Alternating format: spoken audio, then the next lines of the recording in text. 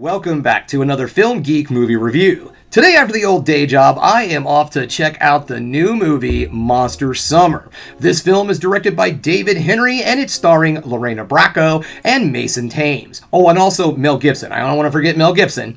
Anyways, this film tells the story of a group of teenagers who are trying to have the perfect summer. And wouldn't you know it, some kind of strange force shows up on their island and disrupts said perfect summer. So this group of teens gets together with a retired police detective played by Mel Gibson to try to find out what in God's green earth is going on their sleepy little island. Guys, this looks like a super fun little teen adventure film, something in the vein of Goonies or my personal favorite, The Monster Squad. It has that vibe to it. I do wish this movie took place during the fall, but what you gonna do? You can't get everything you want, right?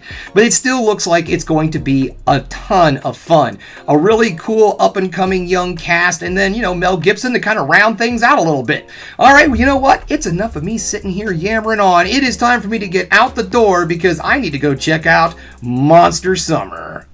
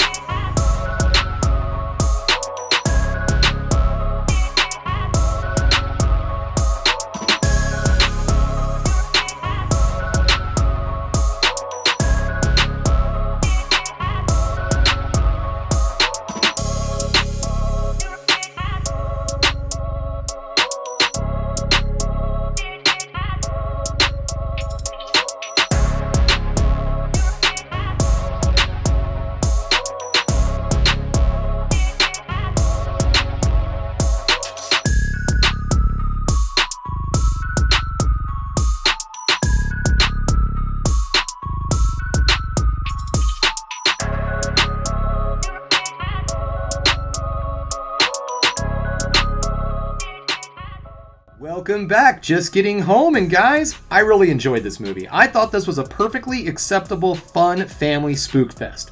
So let's get this started, shall we? Let's get things started with negatives, then move into the positives to end the video on the ever so important high note. Okay, now as I said, this is a spooky little film for the family. However, I feel that the movie could have dove into the spooky aspect a bit more. There are some decent scenes with some pretty good tense moments, but I don't feel like this film really dived into the horror aspect of the movie. There's some decently crafted jump scares. One of them actually got me pretty good. It just kind of came out of nowhere and I was like, all right, touche movie, you got me, good job. But mostly the film just kind of relied on the fact that there's a monster. And yes, it's in the name. So Monster, Summer, Monster. And it's one of those classic monsters too. So it's kind of fun. The makeup for the monster was a lot of fun. I thought that it was a good, slightly gruesome, slightly spooky, but at the same time, child-friendly design. The acting in the film was just fine, but I do want to bring something up because more or less I found this funny. This is not me calling somebody out. This performance did not ruin the movie. I just thought this was funny. So Kevin James has a small part in this film. He plays the town newspaper owner. And there's a scene where he's talking to the kids about what's going on and so on. And in the beginning of the scene, he has a southern accent. And I mean, it is the most foghorn leghorn sounding freaking accent I have heard in a long time. And even during the scene, the accent slowly but surely vanishes. By the time it's over, you wouldn't have known that this character was supposed to be from the South. They're not in the South. He's just supposed to be from the South. I don't know why. He makes an offhand comment about moving here and how happy he was to move to such a quiet area. So I guess he was from the South. Well, then later in the film, the guy shows up again, and this time, no accent, no nothing. You could tell that the lines were for somebody who may have been from the South by just some of the, I guess you would say sayings that they say, but he never uses the accent again through the entire film. So I learned something today. Kevin James is an actor who cannot do accents, and that's perfectly fine. There's plenty of great actors out there who can't do accents. Not everybody's Gary Oldman, and I'm not calling him out. He didn't ruin the movie. His performance wasn't terrible. I mean, it was very cameo, I'm just going to be doing this kid's movie, I got my paycheck kind of performance. It was just hilarious that he starts off with this southern accent, and even as the scene is progressing, he's like in his head going, man, this accent is terrible. I'm just gonna slowly make it go away, and hopefully nobody will notice. I noticed, Kevin. I noticed, but that's okay. Again, like I said, it gave me a bit of a chuckle. It wasn't something that ruined the film for me.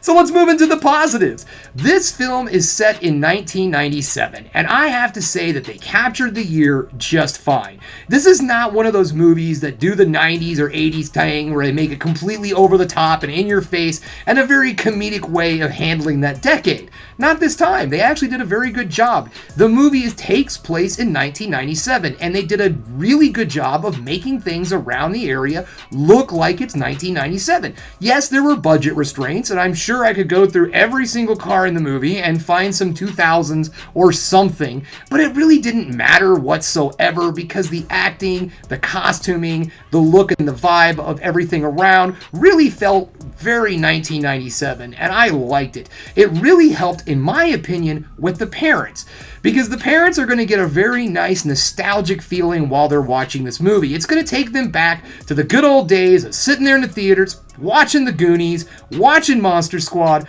watching those films that we grew up with, and that's what this film does for adults. It really pulls you in, and it makes you remember those good old days of hopping on your bike as soon as the day started and never going home until the street lights turned on. And this film did a great job of capturing all of that.